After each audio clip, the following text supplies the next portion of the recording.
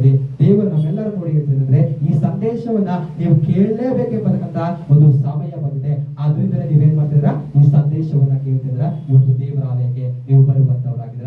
ದೇವರು ನಿಮಗೋಸ್ಕರ ಆತನ ಸಮಯವನ್ನ ಒದಗಿಸಿಕೊಡ್ತಕ್ಕಂಥ ದೇವರಾಗಿದ್ರೆ ಆ ಸಮಯ ನಿಮ್ಮ ಮೇಲೆ ಬಂದಿದೆ ಎಂಬುದಾಗಿ. ಜಕರಿಯನೇ ನೀನು ಭಯಪಡಬೇಡ, ಏನಂದ್ರೆ ನಿನ್ನ ಪ್ರಾರ್ಥನೆಗೆ ಏನಾಗಿದೆ, ಉತ್ತರ ಬಂದಿದೆ ಎಂಬುದಾಗಿ ಸತ್ಯವೇದ ಪುಸ್ತಕ ಹೇಳುವಂತದ್ದಾಗಿದೆ. ಆ ಜಕರಿಯನ ಜೀವಿತದಲ್ಲಿ ಅವನ ಸರತಿ ಬಂದಾಗ ಹೋಗಿ ಏನ್ ಮಾಡ್ದ, ಅವನು ದೇವರ ಆಲಯದಲ್ಲಿ ಸೇವೆ ಮಾಡ್ದ.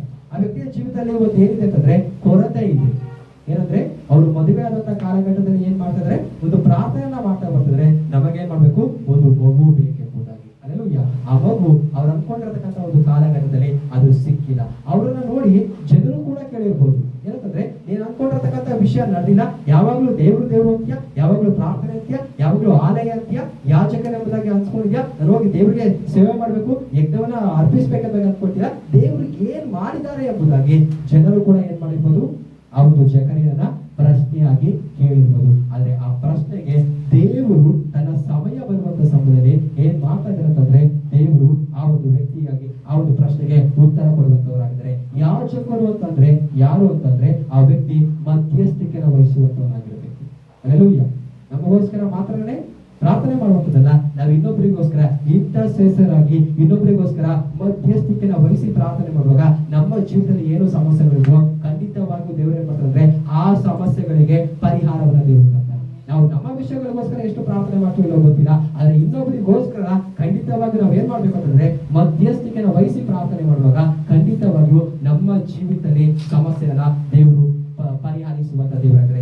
ಆ ಒಂದು ಸಮಯದಲ್ಲಿ ಅವನು ಆಲೋಚನೆ ಮಾಡಿದ, ನನಗೆ ಮಕ್ಕಳಿಲ್ಲ, ನಾನು ಮಾಡಿದಂತ ಪ್ರಾರ್ಥನೆಗೆ ದೇವರು ಉತ್ತರ ಕೊಟ್ಟಿಲ್ಲ, ಇಷ್ಟು ವರ್ಷ ಆಯ್ತು, ನಾವ್ ಯಾಕೆ ಹೋಗಿ ಸೇವೆ ಮಾಡ್ಬೇಕು, ಏನೂ ಆಲೋಚನೆ ಮಾಡಿಲ್ಲ. ಆದ್ರೆ ಅವನ ಒಂದು ಸಮಯ ಬಂದಾಗ ಆ ವ್ಯಕ್ತಿ ಹೋಗಿ ದೇವ ಸಮ್ಮುಖದಲ್ಲಿ ಸೇವೆನ ಮಾಡುವಂತವನಾಗಿದ್ದೇನೆ. ಅಲ್ಲೆಲ್ಲೂಯ್ಯ. ಇವತ್ತು ಈ ವಾಕ್ಯದಿಂದ ದೇವರು ನಮ್ಗೆ ಏನನ್ನ ಹೇಳಲಿಕ್ಕೆ ಬರ್ತದಂತಂದ್ರೆ, ನಿಮ್ಮ ಪರ್ಸನಲ್ ಲೈಫ್ ಅಲ್ಲಿ ಇರತಕ್ಕಂತ ಒಂದು ಸಮಸ್ಯೆ ದೇವರನ್ನ ಆರಾಧನೆ ಮಾಡ್ಲಿಕ್ಕೆ ತಡೆ ಆಗ್ಬಾರ್ದು. ಇದನ್ನ ನಾವು ಅರ್ಥ ಮಾಡ್ಕೊಳ್ಬೇಕು. ಯಾರ ಜೀವಿತದಿಂದ, ಜಕರಿಯನ ಜೀವಿತದಿಂದ ಏನಾದ್ರೂ ನಾವು ಇವತ್ತು ಕಲಿತಾ ಇದ್ದೀವಿ ಅಂತಂದ್ರೆ, ದೇವರ ಪರಿಶುದ್ಧಾತ್ಮ ನಮಗೆ ಹೇಳ್ತಿರೋಂಥ ವಿಷಯ ಅಂತಂದ್ರೆ, ಅವರ ಜೀವಿತದಲ್ಲಿ ಅವ್ರು ಮಾಡಿದ ಪ್ರಾರ್ಥನೆಗೆ ಅವ್ರು ಅನ್ಕೊಂಡಿರಂತ ಸಮಯದಲ್ಲಿ ಉತ್ತರ ಬಂದಿದ್ದ ನಿಜ. ಆದ್ರೆ ದೇವರು ಅದಕ್ಕೊಂದು ಸಮಯ ಇಟ್ಟಿದ್ರೆ ಆ ಸಮಯದಲ್ಲಿ ದೇವರು ಉತ್ತರ ಕೊಡ್ತಾರೆ. ಅವ್ರು ಅನ್ಕೊಳ್ಬೋದಾಗಿತ್ತು, ಏನಂತಂದ್ರೆ ನಾನ್ ಮಾಡಿದ ಪ್ರಾರ್ಥನೆಗೆ ದೇವರು ಉತ್ತರ ಕೊಟ್ಟಿಲ್ಲ, ನಾನ್ ಯಾಕೆ ಹೋಗಿ ಸೇವೆ ಮಾಡ್ಬೇಕೆಂಬುದಾಗಿ. ಆ ವ್ಯಕ್ತಿ ಆ ರೀತಿಯಾಗಿ ತಿಳ್ಕೊಂಡಿಲ್ಲ. ಏನಂತಂದ್ರೆ ನನ್ನ ಸಮಯ ಬಂತೆ, ನಾನು ಹೋಗಿ ದೇವರ ಆರಾಧನೆ ಯಾಕೆ ದೇವರ ಆಲಯಕ್ಕೆ ಬಂದಿಲ್ಲ ಅಂತ ಕೇಳಿದ್ರೆ ಹೇಳಕ್ಕೆ 100 ಕಾರಣ ಇರ್ಬೋದು. ದೇವರ ಆಲಯಕ್ಕೆ ಯಾಕೆ ಬಂದಿಲ್ಲ, ಆ ದೇವರನ್ನ ಆರಾಧನೆ ಮಾಡ್ಲಿಕ್ಕೆ ಅಂತ ಕೇಳಿದಾಗ 100 ಕಾರಣ ಮನಸ್ಸಲ್ಲಿ ಬರ್ಬೋದು. ಆದ್ರೆ ಯಾಕೆ ದೇವರ ಆಲಯಕ್ಕೆ ಯಾಕೆ ನೀವು ಇವತ್ತು ದೇವರ ಆಲಯಕ್ಕೆ ಬಂದಿಲ್ಲ ಅಂತ ಕೇಳಿದ್ರೆ ಒಂದೇ ಒಂದು ವಿಷಯ, ದೇವರ ದಿನವನ್ನ ಕದ್ದುಕೊಳ್ಳಿಕ್ಕೆ ನಮ್ಗೆ ಇಷ್ಟ ಇಲ್ಲ. ದೇವರ ದಿನದಲ್ಲಿ ದೇವರ ಆಲಯಕ್ಕೆ ಹೋಗ್ಬಿಟ್ಟು ದೇವರನ್ನ ಆರಾಧನೆ ಮಾಡಿಲ್ಲ ಅಂತಂದ್ರೆ ನಮ್ಗೆ ಇರೋದಿಕ್ಕೆ ಆಗೋದಿಲ್ಲ. ಯಾಕಂತಂದ್ರೆ ವಿಶ್ರಾಂತಿಯ ದಿನ, ದೇವರ ದಿನ, ಅದು ದೇವರಿಗೆ ಸೇರ್ಬೇಕಾದದ್ದು. ಆ ದಿನದಲ್ಲಿ ಅಲ್ಲೂಯ್ಯ, ನನ್ನ ಕೆಲಸ ಮಾಡ್ಲಿಕ್ಕೆ ಅಲ್ಲ, ನನ್ನ ದೇವರನ್ನ ಆರಾಧನೆ ಮಾಡ್ಲಿಕ್ಕೆ ಹೋಗ್ತೀನಿ, ನನ್ನ ಅಪ್ಪನ ಮನೆಗೆ ನಾನು ಹೋಗ್ತೀನಿ ಎಂಬುದಾಗಿ ನಾವು ಹೋಗುವಾಗ ಖಂಡಿತವಾಗಿಯೂ ಏನಂತಂದ್ರೆ ಜಕರಿಯನ ಜೀವನದಲ್ಲಿ ಆಲಯಕ್ಕೆ ಹೋದಾಗ ದೂತನ ಒಂದು ಮಾತನ್ನು ಹೇಳ್ತಾನೆ, ಜಕರಿಯನೇ ಭಯಪಡಬೇಡ, ನಿನ್ನ ಪ್ರಾರ್ಥನೆಗೆ ಉತ್ತರ ಬಂದಿದೆ ಎಂಬುದಾಗಿ. ನೀವು ಮದುವೆ ಆದ ಕಾಲಘಟ್ಟದಲ್ಲಿ ಏನು ಪ್ರಾರ್ಥನೆ ಮಾಡಿದ್ರೋ ಆ ಪ್ರಾರ್ಥನೆಗೆ ಉತ್ತರ ಬಂದಿದೆ ಎಂಬುದಾಗಿ. ಅದಕ್ಕೆ ಇವತ್ತು ದೇವರು ನಮಗೆ ಹೇಳುವಂತಂದ್ರೆ, ನಮ್ಮ ಜೀವಿತದಲ್ಲಿರತಕ್ಕಂಥ ಯಾವುದೇ ಒಂದು ಪರ್ಸನಲ್ ಪ್ರಾಬ್ಲಮ್ ಏನಾಗ್ಬಾರ್ದಂದ್ರೆ ದೇವರನ್ನ ಆರಾಧನೆ ಮಾಡ್ಲಿಕ್ಕೆ ಒಂದು ತಡೆ ಆಗ್ಬಾರ್ದು ಎಂಬುದಾಗಿ. ಜಕರಿಯನ ಜೀವಿತದಿಂದ ದೇವರು ಅದನ್ನ ಏನ್ ಮಾಡುವಂತಂದ್ರೆ ಅದನ್ನ ಕಲಿಸುವಂತ ಒಂದು ದೇವರಾಗಿದ್ದಾರೆ. ನಮ್ಮ ಜೀವಿತದಲ್ಲಿ ಏನೇ ಸಮಸ್ಯೆಗಳಿರಲಿ, ಆದ್ರೆ ಎಲ್ಲವನ್ನ ಬಿಟ್ಟು ದೇವರ ದಿನದಲ್ಲಿ ದೇವರ ಆಲಯಕ್ಕೆ ನಾವು ಬರುವಾಗ ಖಂಡಿತವಾಗಿ ನಾವು ದೇವರಿಗೆ ಮೊದಲು ಪ್ರಾಮುಖ್ಯತೆಯನ್ನು ಕೊಡೋದಂದ್ರೆ ಖಂಡಿತವಾಗಿ ದೇವರು ನಮ್ಗೆ ಹೇಳ್ತಾರೆ, ನಮ್ಮ ಜೀವಿತಕ್ಕೂ ಕೂಡ ಆತನ ಅದೇ ಪ್ರಾಮುಖ್ಯತೆಯನ್ನು ಕೊಡ್ತಾರೆ. ನಾವು ಯಾವ ಅಳತೆಯಿಂದ ಅಳಿತೀವೋ, ಅಲ್ಲೆಲ್ಲೂಯ್ಯ, ಮನುಷ್ಯರಿಗೇನೆ ನಾವು ಯಾವ ಅಳತೆಯಿಂದ ಅಳೆಯೋದಂದ್ರೆ ಅವ್ರು ನಮ್ಗೆ ಅದೇ ಅಳತೆಯಿಂದ ಅಳಿತಾರೆ. ಒಬ್ಬರ ಹತ್ರ ನಾವು ಅರ್ಜೆಂಟಾಗಿ ಹಣಕಾಸನ್ನ ಇಸ್ಕೊಂಡು ನಾವು ಲೇಟ್ ಆಗಿ ಕೊಟ್ರೆ ಇನ್ನೊಂದ್ಸರಿ ಏನ್ ಮಾಡ್ತಾರೆ, ಅವ್ರು ನಮ್ಮ ಜೀವಿತದಲ್ಲಿ ಅದೇ ರೀತಿಗೆ ಆಟ ಆಡಿಸ್ಬಿಟ್ಟು ಏನ್ ಮಾಡ್ತಾರೆ, ಕೊಡುವಂತ ಮನುಷ್ಯನೇ ಹಂಗ ಮಾತನಾಡ್ತಿದ್ರೆ ಸೃಷ್ಟಿಕರ್ತರಾಗಿರ್ತಕ್ಕಂಥ ದೇವರು ನಾವು ಯಾವ ಅಳತೆಯಿಂದ ಅಳಿತೀವೋ, ನಾವೆಷ್ಟು ದಾಹ ಉಳ್ಳವರಾಗಿ ಅಂತ್ಯ ಕಾಲದಲ್ಲಿ ಹೋಗ್ತಾ ದೇವ ಸಮ್ಮುಖದಲ್ಲಿ ದಾಹ ಹೆಚ್ಚಾಗ್ಬೇಕೇ ಹೊರತು ಆತ್ಮಿಕ ಜೀವನದಲ್ಲಿ ದಾಹ ಕಡಿಮೆ ಆಗ್ತದೆ. ಅಲ್ಲೆಲ್ಲೂಯ್ಯ. ನಮ್ಮ ಸಮಯ, ನಮ್ಮ ನಿದ್ರೆ, ಅಲ್ಲೆಲ್ಲೂಯ್ಯ, ನಮ್ಮ ಟೈರ್ನೆಸ್ ಎಲ್ಲವನ್ನ ದೇವರಿಗೋಸ್ಕರ ತೆಗೆದಿಡುವಾಗ ಖಂಡಿತವಾಗಿಯೂ ಒಂದು ದಿನ ನಾವು ಏನಕ್ಕೋಸ್ಕರ ದೇವ ಸಮ್ಮುಖದಲ್ಲಿ ಬಂದಿದ್ವೋ ಆ ವಿಷಯಗಳಿಗೆ ದೇವರು ಏನ್ ಮಾಡ್ತಾರೆ ಅಂತಂದ್ರೆ ಉತ್ತರವನ್ನ ತರುವಂತ ದೇವರಾಗಿದ್ದಾರೆ. ಇಲ್ಲಿ ಜಕರಿಯನ ದೇವರು ಏನ್ ಮಾಡ್ತಾರೆ, ದೇವರ ಆಲಯಕ್ಕೆ ಕರೆದು ಆ ಆಲಯದಲ್ಲಿ ಅವ್ರು ಏನ್ ಮಾಡ್ತಾರೆ ಅಂತಂದ್ರೆ ಅವರಿಗೆ ಉತ್ತರವನ್ನ ಕೊಡುವಂತವರಾಗಿದ್ದಾರೆ. ಅವ್ರು ಅನ್ಕೊಂಡಿದ್ದಾರೆ ನಮ್ಮ ಪ್ರಾರ್ಥನೆ ಏನಾಗಿಲ್ಲ ಅಂತಂದ್ರೆ ಉತ್ತರ ಬಂದಿಲ್ಲ. ಯಾಕಂತಂದ್ರೆ ಈಗ ನಮ್ಗೆ ವಯಸ್ಸಾಗಿದೆ, ವಯಸ್ಸು ಮುಗಿದು ಹೋಗಿದೆ, ನಮ್ಮ ಶರೀರಕ್ಕೆ ಬಲ ಸಾಕಾಗ್ತಿಲ್ಲ, ಇನ್ನು ಮೇಲೆ ಏನಾಗಲ್ಲ ಅಂತಂದ್ರೆ ಆ ಪ್ರಾರ್ಥನೆಗೆ ಉತ್ತರ ಬರ್ದೇನು ಕೂಡ ಇರ್ಬೋದು ಎಂಬುದಾಗಿ ಅಂದ್ಕೊಂಡಿದ್ದಾರೆ. ಆದ್ರೆ ಸಮಯ ಒಂದನ್ನ ದೇವರು ನೇಮಿಸಿದರೆ ಆ ಸಮಯ ಬಂದಾಗ ಅಲ್ಲೆಲೂಯಾ ಏನಂತಂದ್ರೆ ಯೋಹಾನನೆ ಬರ್ತಕ್ಕಂತ ಒಂದು ಪ್ರವಾದಿನ ದೇವರು ಕೊಡುವಂತಂದ್ರೆ ಕೆಲವೊಂದು ಪ್ರಾರ್ಥನೆಗಳಿಗೆ ಉತ್ತರಗಳು ನಿಧಾನ ಆದಷ್ಟು ಒಳ್ಳೆಯದೇ ಏನಂತಂದ್ರೆ ಆದ್ರೆ ಹಿಂದೆಗಡೆ ಅಷ್ಟೇ ಒಂದು ದೊಡ್ಡ ಮಹಿಮೆಕರವಾದಂತ ಒಂದು ಕಾರ್ಯವನ್ನ ಅದ್ಭುತವನ್ನ ಮಾಡುವಂತವರಾಗಿದ್ದಾರೆ. ಅಲ್ಲೆಲೂಯಾ ತಂದೆ ಯಾಜಕ, ಆದ್ರೆ ಆ ಯಾಜಕನಿಗೆ ದೇವರು ಯಾರನ್ನ ಕೊಟ್ಟಿದ್ದಾರೆ ಅಂತಂದ್ರೆ ಅಲ್ಲೆಲೂಯಾ ಇಸ್ರಾಯೇಲ್ ಯೇಸು ಕ್ರಿಸ್ತ ದೇವರಿಗೆ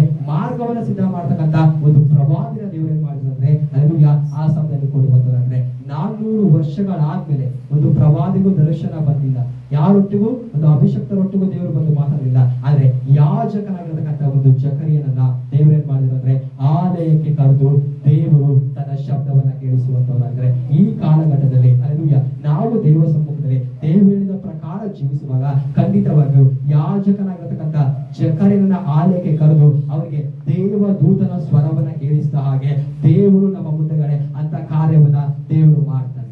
ಅದಕ್ಕೆ ನಮ್ಮ ಜೀವನದಲ್ಲಿರತಕ್ಕಂತ ಯಾವುದೇ ಒಂದು ಪರ್ಸನಲ್ ಆಗಿರತಕ್ಕಂತ ಒಂದು ಪ್ರಾಬ್ಲಮ್ಗಳು ಏನಾಗಬಾರದು ಅಂದ್ರೆ ದೇವರನ್ನ ಆರಾಧನೆ ಮಾಡಲಿಕ್ಕೆ ಅದು ತಡೆ ಆಗ್ಬಾರ್ದು ಎಂಬುದಾಗಿ ದೇವರ ಆಲೋಚನೆ ಹೇಳುವಂತವರಾಗಿದ್ದಾರೆ. ಅದೇ ಲೂಕನ ಸುವಾರ್ತೆ 1ನೇ ಅಧ್ಯಾಯ 22ನೇ ವಾಕ್ಯವನ್ನು ಓದಿ.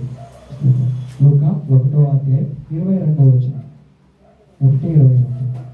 ಅವನು ಹೊರಗೆ ಬಂದಾಗ ಅವರ ಕೂಡ ಏನು ಮಾತಾಡಲಾರದೆ ಇರಲು ಅವರು ಇವನಿಗೆ ದೇವಾಲಯದಲ್ಲಿ ಏನೋ ದಿವ್ಯ ದರ್ಶನವಾಗಿರಬೇಕು ಎಂದು ತಿಳುಕೊಂಡರು. ಅವನು ಅವರಿಗೆ ಕೈ ಸನ್ನೆ ಮಾಡುತ್ತಾ ಮೂಕನಾಗಿಯೇ ಇದ್ದನು. ಅವನ ಯಾಜಕ ವರ್ಗದ ದಿನಗಳು ತೀರಿದ ನಂತರ ಅವನು ತನ್ನ ಮನೆಗೆ ಹೋದನು. ಆ ದಿವಸಗಳಾದ ಮೇಲೆ ಅವನ ಹೆಂಡತಿಯಾದ ಎಲಿಸಬೇತಳು ಬಸುರಾಗಿ 5 ತಿಂಗಳು ಮನೆಯಲ್ಲೇ ಮರೆಯಾಗಿದ್ದು, ಕರ್ತನು ಈ ಕಾಲದಲ್ಲಿ ನನ್ನನ್ನು ಪರಾಮರಿಸಿ ನನಗೆ ಈ ರೀತಿಯಾಗಿ ಮಾಡಿ ಜನರಲ್ಲಿ ನನಗಿದ್ದ ಅವಮಾನವನ್ನು ಪರಿಹರಿಸಿದ್ದಾನಲ್ಲ ಅನ್ನುತ್ತಿದ್ದಳು. ಏನಂತಂದ್ರೆ 22ನೇ ವಾಕ್ಯವನ್ನು ಓದುವಾಗ ಆ ಮನುಷ್ಯನು ಏನಾಗಿದೆ ಅಂದ್ರೆ ಅವನಿಗೆ ಬಾಯ ಮಾತು ಬರ್ತಾ ಇಲ್ಲ, ಮೂಕನಾಗಿದ್ರು ಕೂಡ ಅವರ ಜೀವಿತದಲ್ಲಿ ಸೇವೆ ಮಾಡ್ಲಿಕ್ಕೆ ಯಾವುದೇ ಒಂದು ತಡೆ ಆಗಲ್ಲ. ಅವರಿಗೆ ಸರತಿ ಬಂತು, ಅವನ ಸಮಯ ಬಂತು, ಹೋಗಿ ದೇವರಾಲಯದಲ್ಲಿ ಸೇವೆ ಮಾಡ್ತಾನೆ. ಸೇವೆ ಮಾಡತಕ್ಕಂಥ ಒಂದು ಕಾಲಘಟ್ಟದಲ್ಲಿ ಅವನಿಗೆ ಮಾತು ನಿಂತೋಗ್ತಿದೆ. ಮಾತು ನಿಂತೋದ್ರೆ ಆ ವ್ಯಕ್ತಿ ಅರ್ಧಕ್ಕೆ ಬಿಟ್ಟು ಬಂದ ಸೇವೆ ಮಾಡಿದ್ರು ಅಂತ ಅಲ್ಲ ಸತ್ಯವೇದ ಬರೆಯುವಂಥದ್ದು. ಅವನ ಒಂದು ಸಮಯ ಮುಗಿಯುವ ತನಕ ದೇವರ ಆಲಯದಲ್ಲಿ ಸೇವೆ ಮಾಡ್ತಾರೆ. ಎಷ್ಟು ಜನ ದೇವ ಸಮ್ಮುಖದಲ್ಲಿ ಪ್ರಾರ್ಥನೆ ಮಾಡ್ತೀರಾ? ದೇವರು ನಮಗೆ ಸೇವೆನ ಮಾಡ್ಲಿಕ್ಕೆ ಒಂದು ಅವಕಾಶವನ್ನ ಕೊಡೋದಂದ್ರೆ ನಮಗೆ ದೇವರು ಒಂದು ಸೇವೆ ಮಾಡ್ಲಿಕ್ಕೆ ಅವಕಾಶವನ್ನು ಒದಗಿಸಿ ಕೊಡೋದ್ರೆ ಮಧ್ಯದಲ್ಲಿ ನಾನು ಬಿಟ್ಟು ಬರೋದಿಲ್ಲ. ಅದಕ್ಕೆ ಎಂತ ಸಮಸ್ಯೆಗಳು ಬಂದೆ ಅಲ್ಲೆಲೂಯಾ ಯಾಜಕನಿಗೆ ಬಹಳ ಪ್ರಾಮುಖ್ಯವಾದದ್ದು ಮಾತು. ಅವರಿಗೆ ಆ ಒಂದು ಯಾಜಕನಿಗೆ ನೋಡುವಾಗ ಬಹಳವಾಗಿ ಮಾತು ಪ್ರಾಮುಖ್ಯವಾಗಿದೆ, ಬಾಯಿ ಮಾತು ಬಹಳವಾಗಿದೆ. ಆದ್ರೆ ಆ ಬಾಯ ಮಾತ ನಿಂತೋದ್ರು ಕೂಡ ಆ ವ್ಯಕ್ತಿ ಸೇವೆನ ಬಿಟ್ಟು ಬರಲಿಲ್ಲ. ಇವತ್ತು ನಾವು ದೇವರ ಕೆಲಸವನ್ನು ಶುರು ಮಾಡಿದಂಥವ್ರು ಯಾರಿದ್ರು ಸರಿ, ಯಾರಿಲ್ಲದೆ ಇದ್ರು ಸರಿ, ಅದನ್ನ ಕೊನೆವರೆಗೆ ಮಾಡ್ಬೇಕಂದ್ರೆ ನಮ್ಮ ಜೀವಿತದ ಮಧ್ಯದಲ್ಲಿ ಏನಾಗ್ಬಾರ್ದಂದ್ರೆ ಸೇವೆನ ಬಿಟ್ಟು ಹೋಗ್ಬಾರ್ದು. ಅನೇಕ ಜನರು ಕೊರೋನಾ ಬಂದ ಟೈಮಲ್ಲಿ ಅವರ ಜೀವಿತದಲ್ಲಿ ಇರತಕ್ಕಂತ ಸಮಸ್ಯೆಗಳು ಹೆಚ್ಚಾದಾಗ, ಅವ್ರು ಅನ್ಕೊಂಡಿರ್ತಕ್ಕಂಥ ಸ್ಯಾಲರಿಗಳು ಹೋದಾಗ, ಅವ್ರು ಅನ್ಕೊಂಡಿರ್ತಕ್ಕಂಥ ಸಂಘಟನೆಗಳು ಕೈ ಬಿಟ್ಟಾಗ ಎಷ್ಟೋ ಜನ ಸೇವೆಗಳನ್ನ ಬಿಟ್ಟು ಲೋಕದ ಪ್ರಕಾರ ಒಂದು ಕೆಲಸಗಳನ್ನ ಮಾಡ್ಲಿಕ್ಕೆ ಹೋಗಿದ್ದಾರೆ. ಆದ್ರೆ ಇವತ್ತು ದೇವರು ಹೇಳಿದ್ರೆ ಯಾಜಕನಾಗಿರತಕ್ಕಂಥ ಜಕರಿಯನ ಜೀವಿತದಲ್ಲಿ ಅವನ ಬಾಯಿ ನಿಂತೋದ್ರು ಕೂಡ ಮಾತು ಬಂದಿರೋದ್ರು ಕೂಡ ಆ ವ್ಯಕ್ತಿ ದೇವರ ಸೇವೆನ ಮಾಡೋದನ್ನ ಬಿಟ್ಟಿಲ್ಲ ಎಂಬುದಾಗಿ ಅಲ್ಲೆಲೂಯಾ. ಒಂದು ಸಾರಿ ದೇವರಿಗೋಸ್ಕರ ಸೇವೆ ಮಾಡ್ಲಿಕ್ಕೆ ಎಂಬುದಾಗಿ ಆ ನೇಗಿಲಿನ ಮೇಲೆ ಕೈ ಇಟ್ಟಿದ್ರೆ ಮತ್ತೆ ಹಿಂತಿರುಗಿ ನೋಡಬಾರ್ದು ಅಂತ ಸತ್ಯವೇದ ಹೇಳುತ್ತೆ. ಹಿಂತಿರುಗಿ ನೋಡುವಂತವ್ರು ಅವ್ರು ಏನಲ್ಲ ಅಂತಂದ್ರೆ ದೇವರ ರಾಜ್ಯಕ್ಕೆ ಯೋಗ್ಯನಲ್ಲ ಎಂಬುದಾಗಿ ಸತ್ಯವೇದ ಹೇಳುತ್ತೆ. ದೇವರು ನಮಗೆ ಒಂದು ಅವಕಾಶವನ್ನ ಅದನ್ನು ಒದಗಿಸಿ ಕೊಡೋದಂದ್ರೆ ನಾವೇನ್ ಮಾಡ್ಬೇಕಂತಂದ್ರೆ ಅದನ್ನ ಮಧ್ಯದಲ್ಲಿ ನಾವು ಬಿಟ್ಟು ಹೋಗ್ಬಾರ್ದಾಗಿ ನಾವು ತಿಳಿದುಕೊಳ್ಬೇಕು. 24ನೇ ವಾಕ್ಯಕ್ಕೆ ಬರುವಂತ ಸಂದರ್ಭದಲ್ಲಿ ಅಲ್ಲಿ ಏನ್ ಹೇಳ್ತಂದ್ರೆ ಆ ದಿವಸಗಳಾದ ಮೇಲೆ ಅವನ ಹೆಂಡತಿಯಾದ ಎಲಿಸಬೆತಳು ಬಸುರಾಗಿ 5 ತಿಂಗಳು ಮನೆಯಲ್ಲೇ ಮರೆಯಾಗಿರ್ತಾರೆ. ಈ ವಾಕ್ಯನ ಯಾವ ರೀತಿ ಆಲೋಚನೆ ಮಾಡ್ಬೇಕು ಅಂತಂದ್ರೆ ಗಂಡ ಒಂದು ಆಲಯದಲ್ಲಿ ಸೇವೆ ಮಾಡ್ತಾ ಇದ್ದಾರೆ. ಹೆಂಡತಿ ದೇವದೂತ ಬಂದ್ಬಿಟ್ಟು ಗಂಡನೊಟ್ಟಿಗೆ ಮಾತನಾಡ್ತಿದ್ದಾನೆ. ಏನಂತಂದ್ರೆ ನಾನು ನಿನ್ನ ಪ್ರಾರ್ಥನೆಗೆ ಉತ್ತರವನ್ನ ಕೊಟ್ಟಿದ್ದೇನೆ, ನಿನಗೆ ಒಬ್ಬ ಮಗನ ಹುಟ್ಟುತ್ತಾನೆ, ಅವನ ಹೆಸರು ಯೋಹಾನ್ ಎಂಬುದಾಗಿ ಹೆಸರು ಇಡಬೇಕೆಂಬುದಾಗಿ ದೇವರ ಆಲಯದಲ್ಲಿ ಸೇವೆ ಮಾಡುವಂತ ಜಕರಿಯನೊಟ್ಟಿಗೆ ದೇವರು ಮಾತನಾಡ್ತಿದ್ದಾರೆ. ದೇವದೂತರು ಜಕರಿಯನೊಟ್ಟಿಗೆ ಮಾತಾಡಿದಂತ ಅದೇ ಸಮಯದಲ್ಲಿ ಎಲಿಜಬೆತ್ ಏನಾಗಿರುತ್ತಂದ್ರೆ ಅವರು ಪ್ರೆಗ್ನೆಂಟ್ ಆಗಿದ್ದಾರೆ. ಇದರ ಲೋಕದ ಪ್ರಕಾರ ಆಲೋಚನೆ ಮಾಡಿದ್ರೆ ಯಾರಾದ್ರೂ ಏನ್ ತಿಳ್ಕೊಳ್ತಾರೆ? ಗಂಡ ಎಲ್ಲಿದ್ದಾರೆ?